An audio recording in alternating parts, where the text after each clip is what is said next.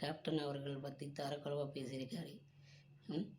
Captain அவர்கள் இருந்தாலும் இல்லைனாலும் கழக பொதுச்செயலர் அந்நியார்கள் வலியுறுத்தி கொண்டு போகிறாங்க.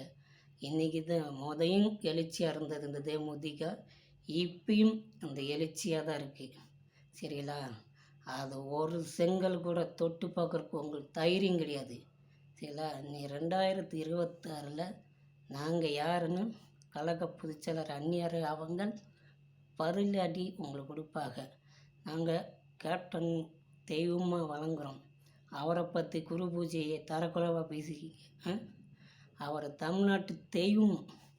சரிங்களா? அனைத்து தமிழ் கொடிக்கும் அனைத்து மக்களுக்கும் நல்ல செஞ்ச ஒரே தலைவர் கேப்டன் அவர்கள். எந்த அரசியல்காரரும் அந்த மாதிரி செஞ்சதே கிடையாது. அவர் ரசிகர் மன்றத்தில் இருக்கும்போதும் உதவி செஞ்சார், கட்சிக்கு வரும்போதும் மக்களுக்கு அள்ளி அள்ளி கொடுத்த ஒரே தெய்வம் கேப்டன் அவர்கள் மட்டும்தான். அவரை பேசுகிற கூட உங்களுக்கு தகுதி கிடையாது. இனிமேல் வன்மையாக அந்த வீடியோ பண்ணவங்களும் அந்த வீடியோவில் பேசினவங்களும் வன்மையாக நான் கண்டிக்கிறேன். இல்லை, நான் தூத்துக்குடி வடக்கு மாவட்டம் கேப்டன் மன்ற துணை செயலாளர். சரிங்களா? எதுக்கும் இங்கே கேப்டன் அவர்களை விட்டு கொடுக்க மாட்டோம். நாங்கள் இன்றைக்கி வந்தாங்க கிடையாது.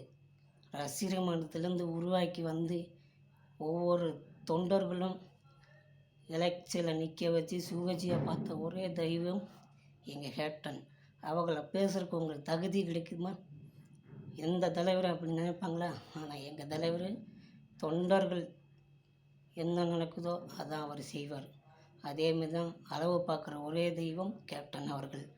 இனிமேல் இந்த வீடியோ இன்னும் அடுத்து வீடியோ போட்டிங்கன்னா வன்மையாக அதுக்கு நடவடிக்கை கழக பொதுச்செயலர் அந்நியார்கள் எடுப்பாங்க. இது வன்மையாக அந்த வீடியோ போட்டவங்களும் அந்த வீடியோ பேசுகிறோம் வன்மையாக